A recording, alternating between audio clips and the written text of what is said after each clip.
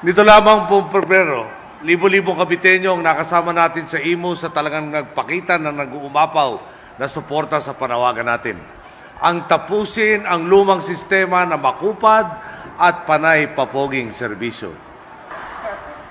Ako po hindi makapal ang mukha, tinuruan akong maging simpleng tao at totoo sa lahat ng kausap.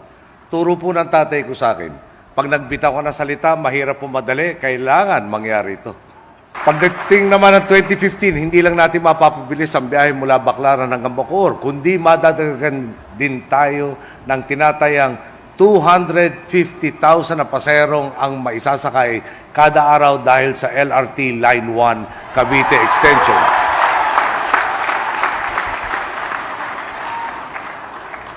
At pag hindi ho nangyari ito, nandiyan po si Secretary Abaya, na makakasiwa ng proyektong to, dalawa na kami magpapasagasa siguro sa tren. Pag nagbitaw ka ng salita, mahirap po madali, kailangan mangyari ito. Dalawa na kami magpapasagasa siguro sa tren.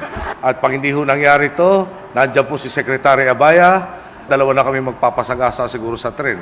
Pag nagbitaw ka ng salita, mahirap po madali, kailangan mangyari ito. Ang tapusin ang lumang sistema na makupad at panay papoging serbisyo. Dalawa na kami magpapasagasa siguro sa tren.